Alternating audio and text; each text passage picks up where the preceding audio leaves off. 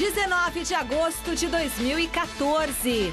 Dunga convoca a seleção brasileira com 6 jogadores que atuam no Brasil e 10 que estiveram na Copa do Mundo. No Corinthians, a repercussão das convocações de Gil e Elias e da punição ao volante Petros. Ganso comenta a ausência de tricolores na lista de Dunga e Muricy terá que lidar com desfalques para enfrentar o Internacional. Pressionado, Ricardo Gareca encontra apoio nos jogadores e na torcida do Palmeiras. Com torneio retrô e craques do passado, Verdão começa a comemorar o centenário. E ainda tudo sobre a Portuguesa, que entra em campo logo mais aqui no Canindé, diante do Avaí pela Série B. Fique com a gente, o Gazeta Esportiva está bom demais e volta já!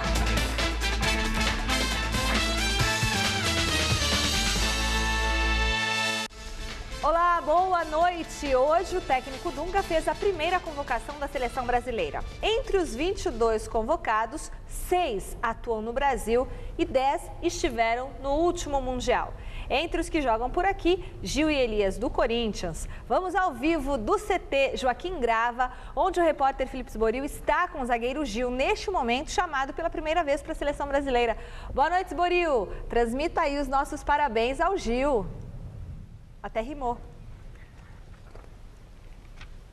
Pode deixar, Michele. Boa tarde para você, boa tarde para o pessoal em casa acompanhando o Gazeta Esportiva. Como você disse, o Dunga convocou pela primeira vez a seleção brasileira, que tem 2 amistosos marcados, um contra a Colômbia, dia 5 de setembro, e outro contra o Equador, dia 9. E não é só o Gil que está aqui ao meu lado, não. Tem o volante Elias também, que está nessa lista do técnico Dunga, voltou à seleção brasileira desde 2011. Obrigado por participar aqui do Gazeta Esportiva com a gente. Elias, como é que é voltar a vestir essa camisa amarela? Muito feliz, é um objetivo alcançado. Mais feliz mesmo pelo meu filho, que vai ter a oportunidade de me ver vestindo a camisa da seleção brasileira pela primeira vez. E agora é dar sequência, né, aqui no Corinthians, que com certeza outras virão. Você estava me falando ali na coletiva que no momento que o Dunga anunciou seu nome, você estava com o teu filho, foi uma festa danada na tua casa. Foi. Ele ainda não entende, só viu a minha carinha lá na TV, falando meu nome. Já começou a dar risada. Com certeza daqui 10, 15 anos ele vai falar para todo mundo que viu o papai jogar pela seleção. E quem joga pela primeira vez na seleção brasileira vai ser o zagueiro Gil, 27 anos, pela primeira vez convocado. Como é que está a expectativa de vestir pela primeira vez a camisa da seleção, Gil? Boa tarde. Boa tarde. Fiquei feliz. Acho que é fruto de um trabalho que eu venho fazendo aqui no Corinthians. É claro que com a ajuda dos meus companheiros, né, que sempre entram de campo junto comigo para nos ajudar. Então, fiquei feliz e dar continuidade agora no trabalho. Sabemos que a responsabilidade é maior, mas com trabalho e dedicação a gente consegue superar. Você esperava ser convocado? Não criei expectativa, né? Acho que até porque a gente sabe que primeiramente tem que fazer bem feito aqui no Corinthians, porque a convocação é consequência daquilo que eu venho fazer aqui. Então acho que não criei expectativa, mas fiquei feliz quando eu vi meu nome lá. Legal. Obrigado ao Gil, ao Elias, que vão participar da seleção brasileira nessa primeira convocação do técnico Dunga. Eles agora vão atender os outros veículos de comunicação que estão aqui aguardando. Obrigado também à assessoria de imprensa do Corinthians, que sempre muito solícita ajuda a gente. O Corinthians que entra em campo na quinta-feira contra o Goiás, na Arena Corinthians, e os dois vão ficar de fora de 3 partidas. Uma pela Copa do Brasil contra o Bragantino, oitavas de final, primeiro jogo, e depois contra o Criciúma e o Atlético Mineiro. Vão desfalcar o Corinthians, mas vão vestir a camisa da seleção brasileira. Boa sorte para vocês. Valeu, obrigado. Valeu, Gil. Valeu, obrigado. Valeu. Daqui a pouco a gente volta com mais informações aqui do Corinthians, do CT Joaquim Grava. Michele. Muito obrigada, Sboril. Parabéns ao Gil, parabéns ao Elias. Osmar Garrafa, você gostou da convocação do Dunga? Boa noite. Boa noite, Michele. Boa noite, Chico. Já a convocação completa, falando especificamente das convocações aí que o Felipe Esboril mostrou lá no Corinthians, o Gil e o Elias. Eu entendo que foram duas convocações acertadas. O Gil vem realmente fazendo um bom campeonato brasileiro, vem demonstrando que tem qualidade para vestir a camisa da seleção brasileira. O Elias não é novidade nenhuma e daqui a pouquinho a gente até conversa com o Esboril lá na frente, na volta, para saber se o Guerreiro, que também foi convocado para servir a seleção peruana, vai pedir dispensa. Existia uma informação extraoficial de que o Guerreiro iria pedir dispensa de 2 amistosos que a seleção peruana também iria fazer, ou melhor, vai fazer nessa data FIFA, para que ele fique à disposição do Corinthians. E antes até de falarmos sobre seleção brasileira, sobre convocação, o que a gente lamenta, não é essa falta de comprometimento da CBF com os clubes. A gente sabe que é assim, mas no momento que o Campeonato Brasileiro começa a se desenhar com as equipes que vão brigar por título, vão brigar por Libertadores e até aquelas que fogem do rebaixamento, aparece essa convocação, o Cruzeiro extremamente prejudicado, né? Entre aspas, perdendo jogadores justamente convocados para a seleção brasileira, o Corinthians também, e isso já esvazia ainda mais esse Campeonato Brasileiro. Agora, sobre a convocação específica do Gil e também do Elias, nessa o Dunga acertou, viu, Chico? Boa noite. Boa noite, meu querido Rafa, boa noite, Michele, boa noite a todos os meus queridos corintianos do Brasil. Olha que coisa bacana, o Gil e o Elias na seleção brasileira. Convocações mais do que justas. Esse Gil vem jogando muito. Está fazendo um gol por jogo, parece uma muralha na defesa do Corinthians. Uma muralha, não diria da China, mas por que não? Uma muralha, sei lá, da Serra da Mantiqueira, uma muralha. Não passa nada na defesa do Corinthians. Não passa nada. Ele que também estava ao lado do Kleber, que agora vai ser negociado para o futebol alemão. Mas mesmo assim, o Gil estava segurando essa bronca sozinho. E vai fazer falta para o Corinthians sim no Campeonato Brasileiro. E o Elias nem se fale. Depois que o Elias chegou, o que aconteceu? O Corinthians se organizou no meio campo e começou não ganhando todos os jogos, às vezes tropeçando aqui e ali com um empatezinho, mas perdeu uma partida só no Campeonato Brasileiro. O único time que perdeu um jogo só, de todos até agora disputados, 16 rodadas, foi o Corinthians. E por causa de quem? Por causa do Elias. O Elias acertou o meio campo.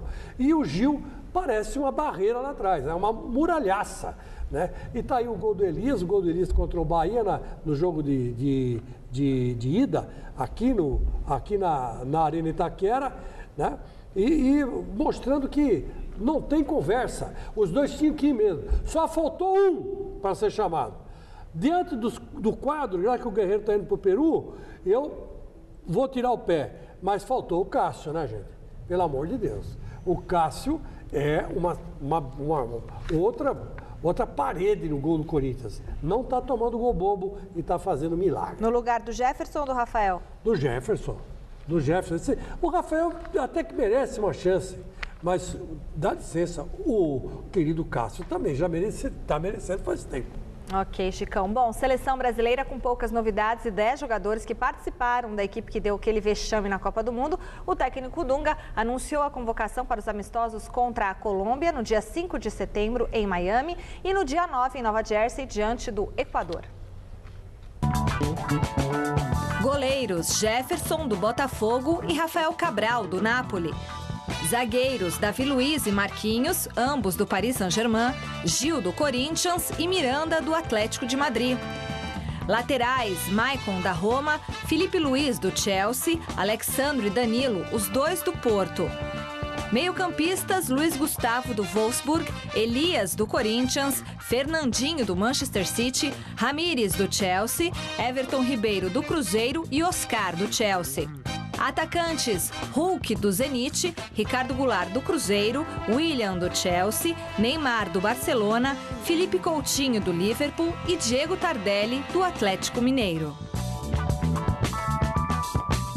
A análise do treinador é feita pelo rendimento em campo, então independe da idade ou não. O ideal sempre é a mescla de jogadores mais experientes com jogadores mais novos, mas você não pode excluir um jogador pela idade, ou porque ele é mais novo ou porque ele é mais velho, depende da sua qualidade. Se fosse por isso, pela exclusão, a Alemanha não trazia o Klose para a Copa do Mundo, não trazia o Lahm para a Copa do Mundo, né? Eles tiveram a oportunidade de mesclar, tiveram um trabalho de 12 anos à frente da seleção, isso facilitou bastante o trabalho, mas a questão é do momento. A história nos demonstra que você fazer terra arrasada, né, sem dar uma estrutura para os jogadores mais novos que estão chegando na seleção brasileira, dificilmente dá certo. Então, você tem que ter uma estrutura com jogadores experiente e, aos poucos, ir integrando outros jogadores que, ou pela idade, ou por não ter muitas oportunidades na seleção, ainda não tem essa experiência, para ele se sentir mais confortável. Então, primeiro de tudo, tem que se manter uma estrutura e, aos poucos, cada um vai tendo a sua oportunidade. Nós falamos com alguns técnicos e tivemos a sensibilidade de convocarmos 2 jogadores por equipe, justamente, que é uma norma que já se tem aqui há bastante tempo, né, na seleção brasileira, de não tirar muitos jogadores de cada equipe.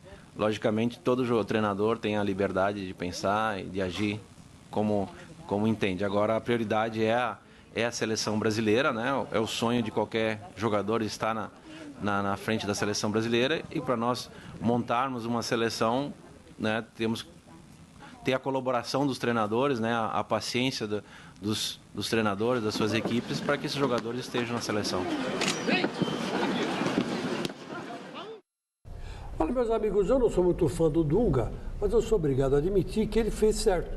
Ele convocou certo. Convocou 10 jogadores que disputaram a Copa do Mundo, que são mais ou menos a base, né, da seleção do Brasil. Tirou as porcarias, né, que era Júlio César, né? Júlio César assinou hoje com o Benfica por 2 temporadas, hein? Oh, legal, que fique lá, né? que fique lá, que goste, que more lá em Portugal, que se naturalize português, né? E suma do Brasil, pelo amor de Deus, né? Vá pro raio que os parta. O Júlio César tomou 10 gols, ele conseguiu tomar 10 gols em 2 jogos da Copa do Mundo. Nem eu, se tivesse no gol, tomaria tanto gol assim. Eu já simularia uma contusão, cairia fora. No primeiro gol da Alemanha já estava rua. E nem isso ele fez. Mas, enfim, todas essas porcarias que não deram certo, do Felipão, Fred, né? O João, infelizmente, não deu certo, igual do João, mas não deu certo. Bernard, outra invenção. Eu só não gostei de algumas coisas aí que eu acho que o Dunga, aos poucos, vai ter que chamar. Por exemplo, Robinho tinha que ser chamado. Robinho já tinha que ser chamado pelo Felipão. Não gostei que não chamou Allan Kardec e levou Tardelli. Entre o Tardelli e o Allan Kardec, eu sou Allan Kardec. Allan Kardec está mostrando no São Paulo que é um jogador que tem categoria em nível de seleção brasileira. O Tardelli é meio que na pancada, né? Entre ele e o João não tem muita diferença. Então, quer dizer, são convocações que eu acho que com o tempo ele vai acertando. Kaká, se o Kaká continuar jogando que está mostrando no São Paulo, ele vai para a seleção brasileira também. Eu acredito que para a eliminatória o Kaká até vá. Eu acho que ele não dura até a próxima Copa, mas até para a próxima eliminatória ele disputa sim. Enfim, faltou o Cássio no gol, mas pouquíssimas observações aí. O resto, o Dunga vai ter que começar do zero, minha gente, não tem como. E a seleção brasileira é o mal necessário. Eu só acho assim, Garrafa, para não prejudicar o calendário do futebol brasileiro, todo jogo da seleção devia ser data FIFA, aqui também, entendeu? E suspenderem a rodada do Brasileirão. Mas não, os caras querem bancar uma coisa e outra, aí é querer ganhar de tudo quanto é lado, né? Aí prejudicado o futebol brasileiro. Bom, é lamentável, né, que a gente tenha aqui, nesse momento, estar comentando a convocação do Dunga, porque o problema da seleção brasileira é muito mais forte do que uma convocação agora, né? Comentar essa convocação é esquecer o 7-1, e acho que não temos que esquecer, temos que trabalhar em cima daquela derrota vexatória na Copa do Mundo para que a gente possa se aprimorar. Mas convocação feita, eu vou fazer um rápido resumo. Gosto da ideia do Dunga de fazer a mescla, segurar jogadores da seleção brasileira com experiência, com essa nova geração que vem por aí. Sobre os convocados, mas ele deixa alguns caras experientes que eu não entendo na seleção brasileira. Por exemplo, o Maicon. O Maicon não tem mais lugar na seleção brasileira. Poderia muito bem aparecer como experiência o Robinho e o Kaká. Eu entendo que esses jogadores poderiam acrescentar muito mais. Os goleiros, o Jefferson e o Rafael não me convencem. Eu não entendo por quê. Eu não sei se é problema de relacionamento, de comportamento. Esse Fábio do Cruzeiro não vai para a seleção brasileira. Ninguém chama o Fábio.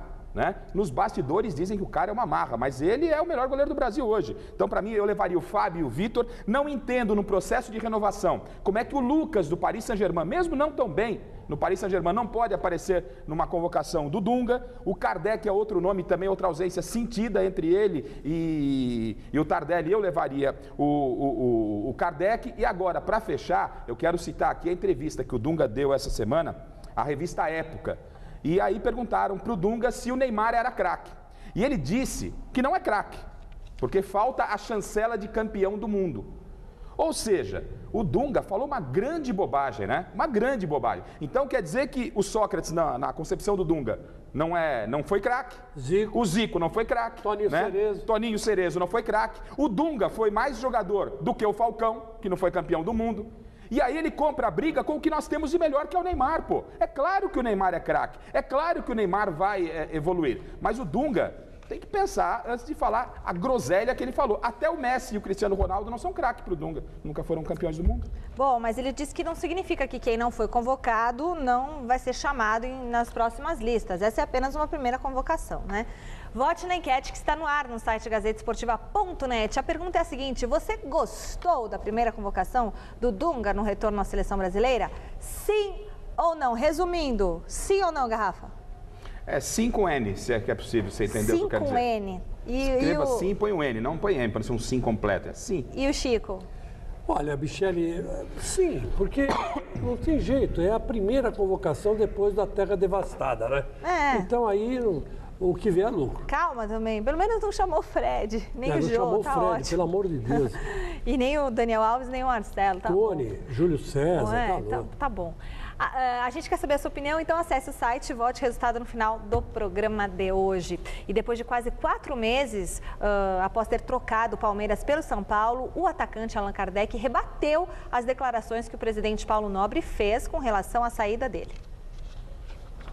Há pouco menos de 4 meses, o presidente do Palmeiras, Paulo Nobre, reuniu a imprensa para confirmar o desligamento de Allan Kardec da equipe alviverde. Venho aqui comunicar que Allan Kardec não é mais jogador da Sociedade Esportiva Palmeiras. Naquela coletiva, Paulo Nobre atacou a postura do São Paulo em contratar o jogador e fez uma dura crítica ao atacante. E vou ser muito sincero, se o Allan Kardec não estivesse no ostracismo que ele estava, mesmo com a qualidade que ele tem, que é um grande jogador, se ele tivesse cotado para ir para a seleção brasileira, o ano passado ele não teria vindo para o Palmeiras. O Palmeiras não teria condições naquele momento de trazer o Kardec. Mas o Palmeiras, na carreira do Kardec, puxa vida, de encostado no Benfica B para cotado para ir para a Copa do Mundo, acho que o Palmeiras teve um papel muito importante. Mas o tempo passou, Kardec chegou ao São Paulo e tem correspondido.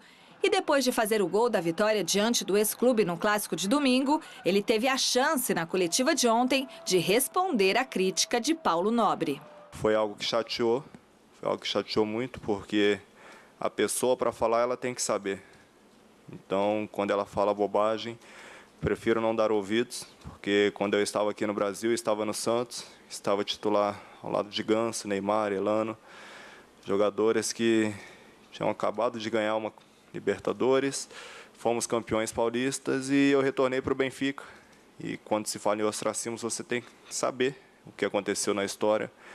E na história, quando eu retornei ao Benfica, o treinador disse que estaria vendendo o Cardoso para uma equipe, que eu teria maiores oportunidades, e passada a janela de transferência ele não foi vendido. Então não considero que seja ostracismo, até porque se fosse ostracismo, Palmeiras com sua grandeza não estaria indo atrás do meu futebol.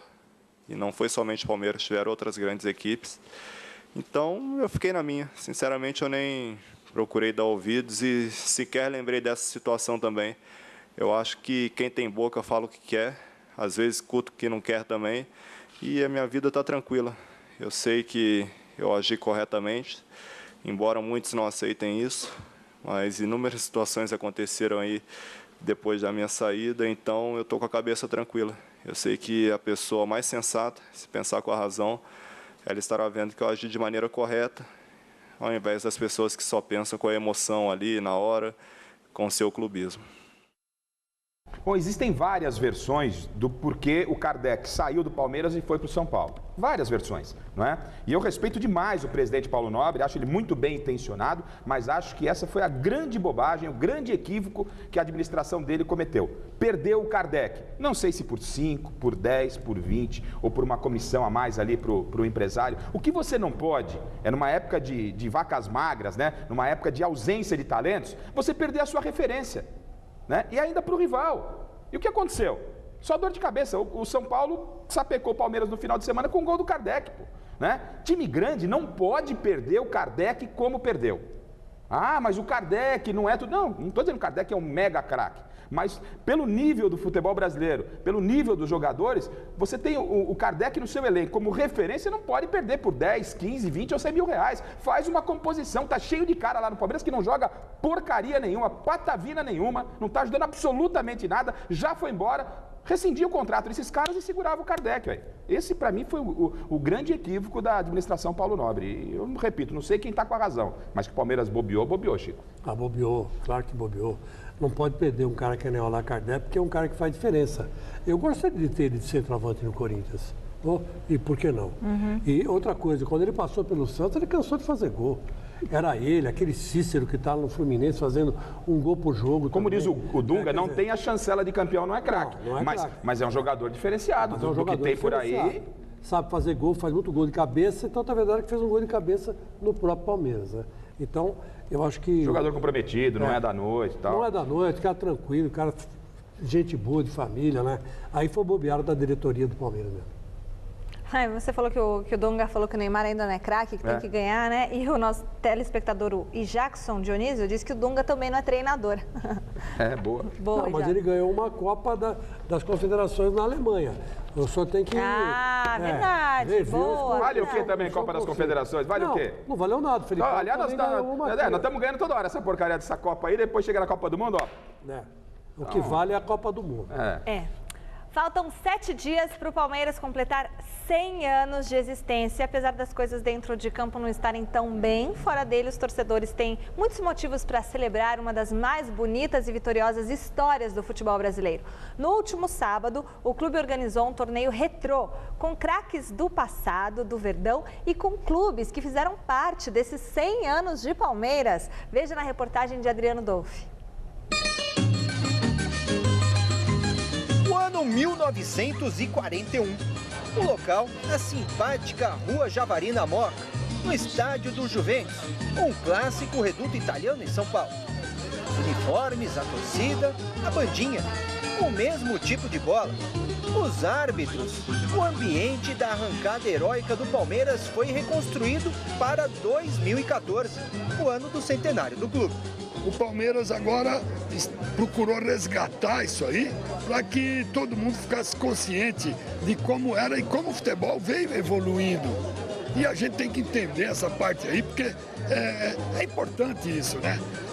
O pessoal diz recordar é viver, e é viver mesmo. É um negócio espetacular, você tem uma imersão no tempo e não é viver do passado, ela só pode viver do passado quem tem passado. E a história da cidade de São Paulo, da República da Moca, desses 4, de outras tantas associações, não só esportivas, passa muito pelo esporte. Você vir num sábado de manhã, um domingo à tarde, você sofreu uma madrugada de quarta-feira porque o seu time perdeu, mas a alegria de que você tem de todos os dias, saber que você tem um time pelo qual torcer, time que esses caras que estão aqui do lado do Palestra Itália e Palmeiras jogaram, isso não tem preço. A bola é muito diferente. Muito, a bola quica muito, ela é um capotão, ela não tem bico para você encher, né? Ela já vem cheia, costurada.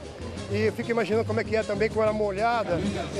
Além disso, as regras são diferentes, você precisa lembrar toda hora. Olha, é outra regra, porque senão você vai marcar recuo de bola para o goleiro, o impedimento é diferente.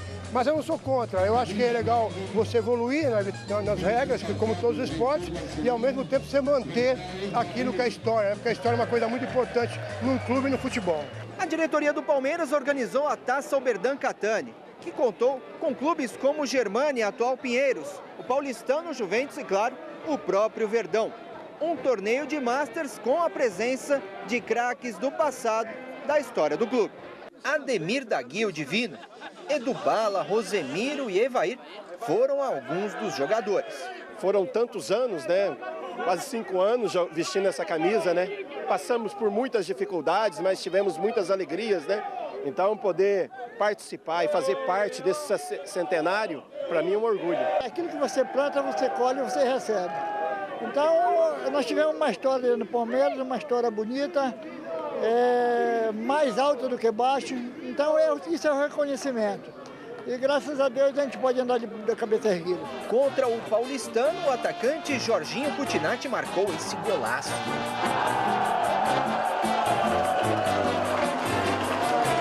Marcelo empatou para o paulistano e logo depois Atos virou o placar.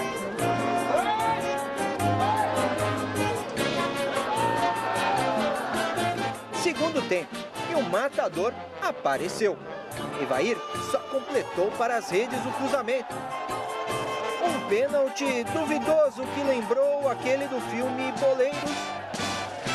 Bom, o lateral Odair bateu e fez. E garantiu o Verdão na final contra o Germânia.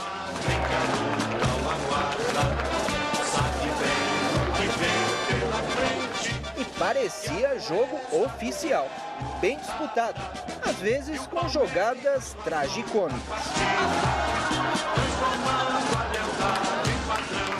E foi de pênalti como em 1993, o gol do título. De novo Evair, 1-0 e o Verdão levou a taça para casa. Tinha que ser de pênalti, tinha que ser de pênalti. Não queria bater, mas insistiram. É um momento único, né, dentro do futebol, que todos esperam o lógico e às vezes não acontece. E como eu não estou preparado para o lógico, né, é melhor deixar o outro bater. Mas valeu pela festa, a gente conseguiu fazer. Acho que está dentro daquilo que a gente imaginava e o Palmeiras está de parabéns pelos 100 anos. Medalhas entregues pelo palmeirense ministro do Esporte, Aldo Rebelo. E a taça pela filha do ídolo, Oberdan Catani. Eu tenho certeza que ele está aqui. Ele gostaria de estar aqui, porque quando ele estava ainda no hospital, foi planejada essa festa. Então a presença dele seria, sem dúvida nenhuma, primordial nesta festa. Seria os 90 anos do Juventus, 95 do Soberdan e 100 anos do Palmeiras. Conhecer um pouco da história, reviver o passado, rever ídolos. Daí um presentão de aniversário à torcida. Parabéns, Palmeiras.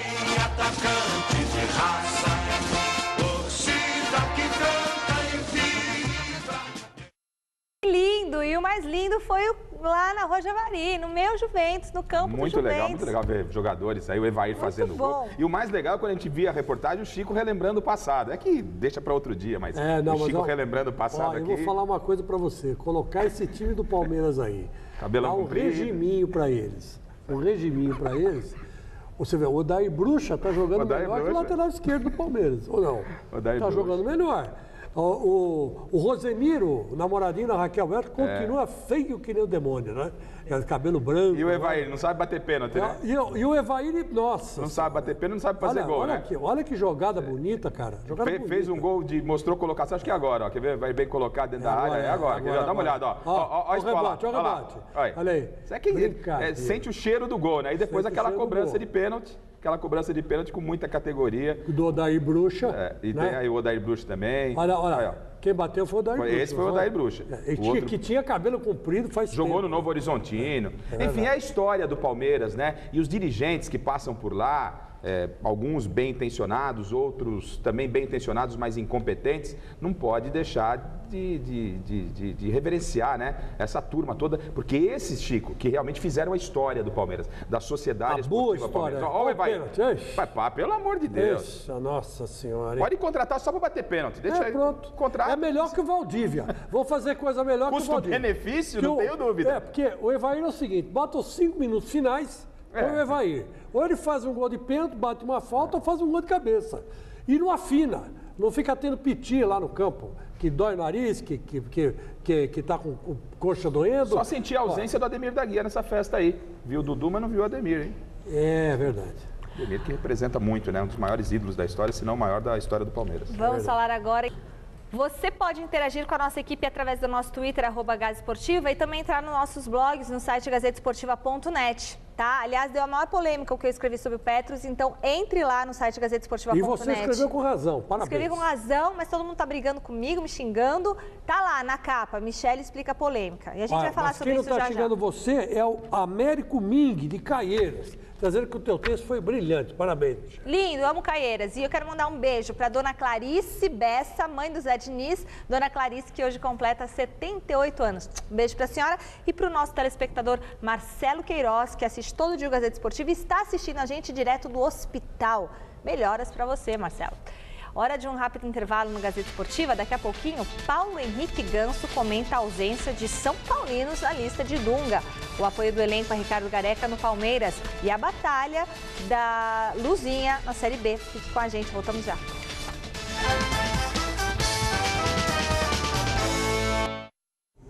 O Gazeta Esportiva volta falando da Série B. 10 partidas completam a 17ª rodada. Confira os jogos.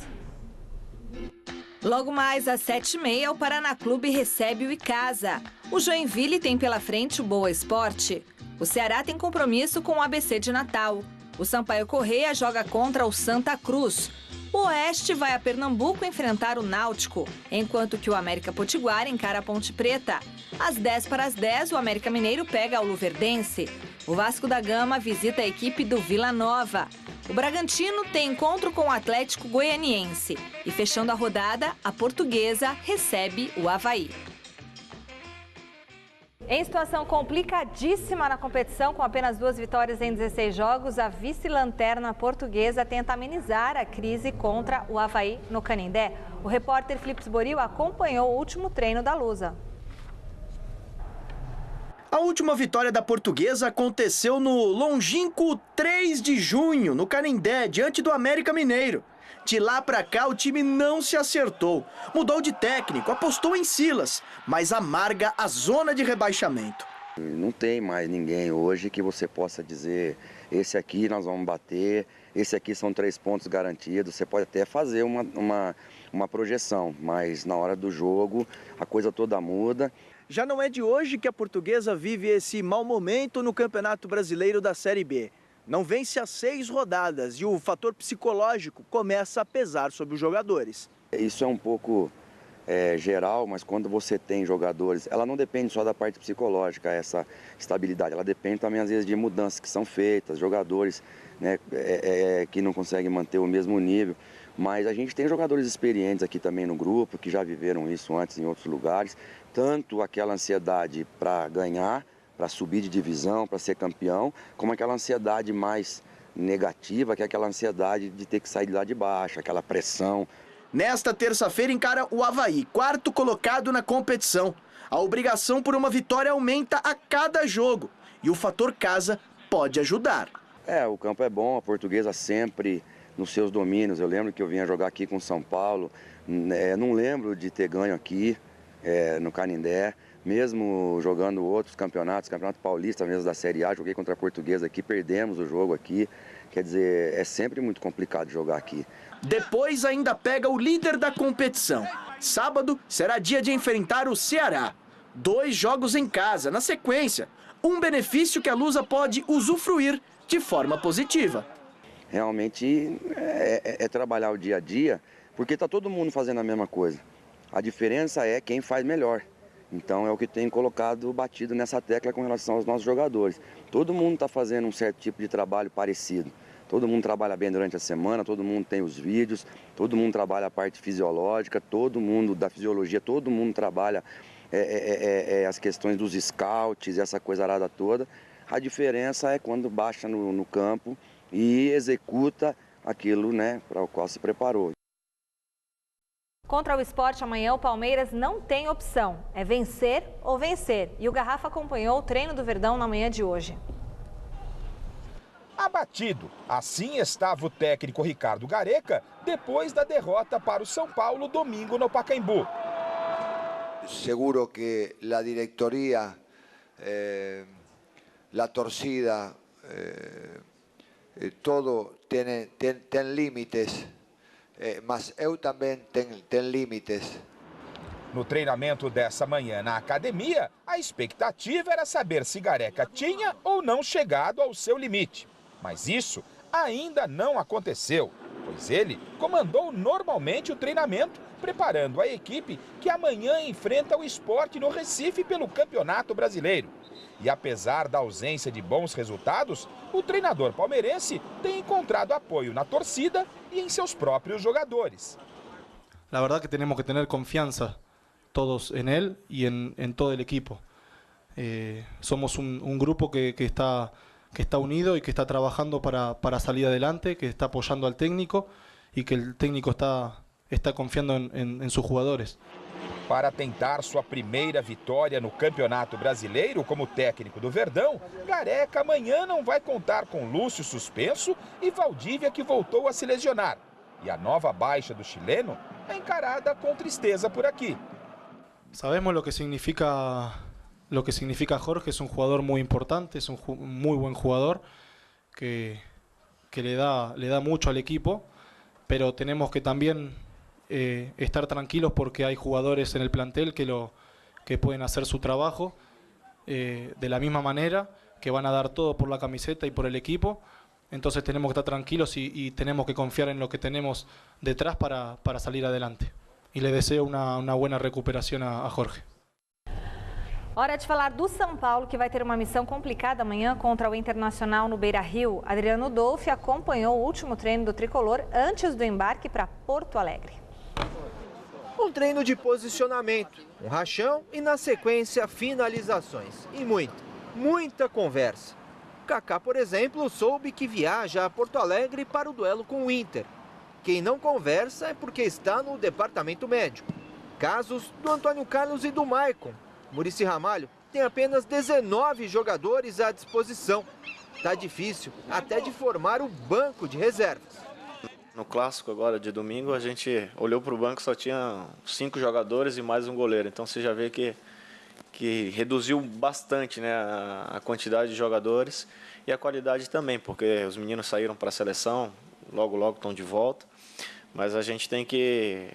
Aí você perde jogador suspenso, você perde jogador no departamento médico. Então a gente tem que recuperar todo mundo para voltar com o elenco mais forte ainda.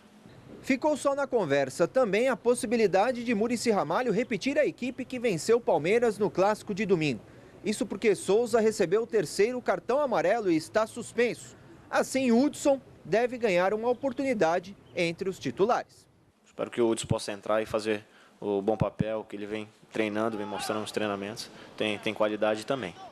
O dia ficou marcado também pela convocação da seleção brasileira e ficou só no burburinho a possibilidade de algum jogador do São Paulo ser chamado. Kaká, Kardec, Ganso, bom, ficou para a próxima oportunidade.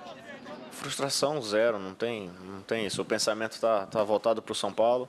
Como eu sempre falo, se eu estiver fazendo meu trabalho bem feito aqui no São Paulo, naturalmente você vai ter a oportunidade no momento certo.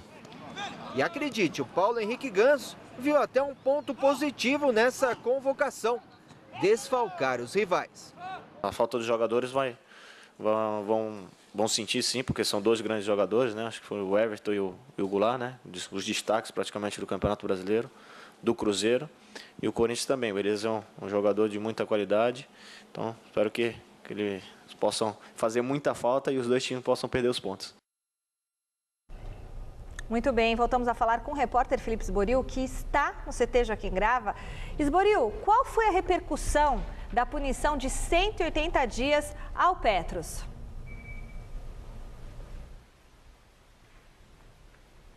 Olha, Michele, a gente volta a falar ao vivo aqui do CT Joaquim Grava, justamente para falar dessa repercussão que você acabou de me perguntar. Os jogadores ficaram muito chateados. Foi o que disse o Elias, disse também o Gil na entrevista coletiva aqui no CT Joaquim Grava, momentos antes da gente entrar ao vivo com eles aqui no Gazeta Esportiva. Mas depois da punição confirmada lá no Rio de Janeiro pelo STJD, o Petros estava presente no julgamento e ficou bastante chateado com a notícia. Vamos ver.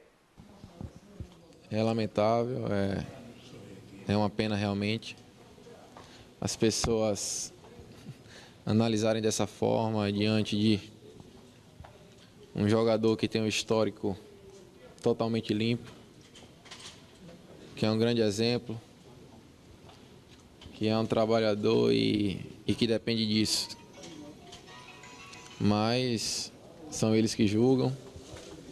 Volto a falar, de maneira alguma tentei agredir o árbitro, e ele sabe que não tentei agredir, até porque ele estava envolvido e ninguém se sente agredido 24 horas depois. É uma pena realmente, não tentei agredir, volto a falar, porque acho e tenho plena convicção de que se o Alisson não me dá aquele toque antes, conseguiria sair do trajeto do árbitro.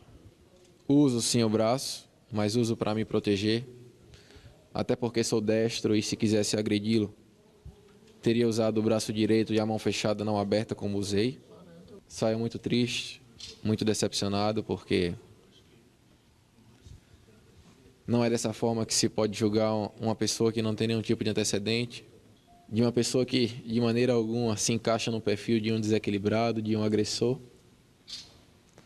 Mas sempre trabalhei e sempre superei todos os obstáculos que sempre apareceram na minha vida. E esse é mais um obstáculo que, com certeza, vou passar por cima, porque é uma pena isso ter acontecido e estar envolvido nesse tipo de assunto.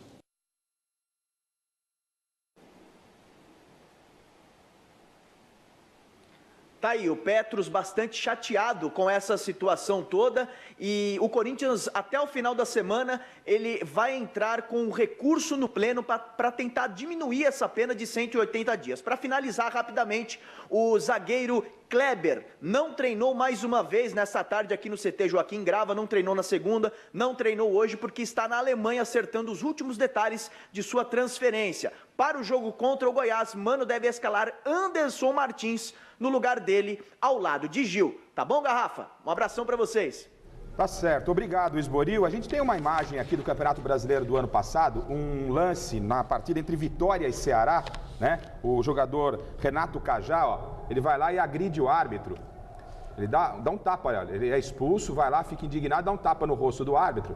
E o árbitro relata isso na súmula, ele é indiciado pelo mesmo artigo do Petros, e não estamos defendendo o Petros. Mas sabe o que aconteceu com o Cajá, Chico?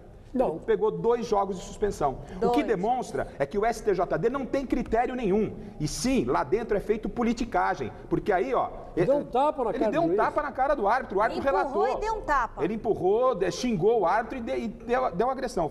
Ele foi incluso no mesmo artigo do Petros, e foi desqualificado e pegou 2 jogos. Então não há critério, há sim decisões políticas no STJD. E aqui ninguém está defendendo que o Petros tem que ser absolvido ou não. O que a gente gostaria, é que o STJD tivesse sim um tratamento igual para todo mundo, e não tem. Não há critério. É um lugar onde são atendidos interesses políticos dos comandantes da Confederação Brasileira de Futebol em prejuízo dos clubes. É lamentável. Eu fiquei bastante revoltado com a punição do Petros, acho que não merecia tudo isso. Tinha que acontecer o que aconteceu com o Cajá. Com o Cajá foi certo, que foi desclassificado, né, com artigo inferior, e pegou 2, 3, 4 jogos de punição. Fim. A falta de critério que chama atenção, Chico. Agora, você falou uma palavra que é muito ruim no futebol. É a política, não é a política que influencia no futebol, é a política do futebol. O relacionamento dos dirigentes é que acaba influenciando. É claro que é uma revanche do Marco Paulo Deonero para cima do Corinthians, porque o André Sanches queria montar uma liga. Né? Então aí fica uma disputa que quem sai prejudicado é o Corinthians. E essa imagem mostra exatamente que não há critério, há interesses políticos sendo atendidos lá dentro do STJD. Ninguém está defendendo o Petros. Que ele merece ser punido, no meu entendimento, merece. Mas tem que ser um critério igual para... Mas tem que ser igual para todo mundo, né? É, exatamente. Dura é a lei, mas é lei. Dura lex sed lex, como já dizia o seu professor de Direito. Muito bem, é isso mesmo. E resultado final da enquete que está no ar no site gazetesportiva.net. Você gostou da primeira convocação do Dunga? Não! 59% dos votos. O programa de hoje termina aqui e a gente se encontra a seguir. Eu te espero no Jornal da Gazeta. Tchau. O Cajá, um tapa, 2 jogos. O Petros, o encontrão, 180 dias. Durma com esse barulho. Tchau. Se o Cajá fosse do Corinthians, estava roubado. Tchau.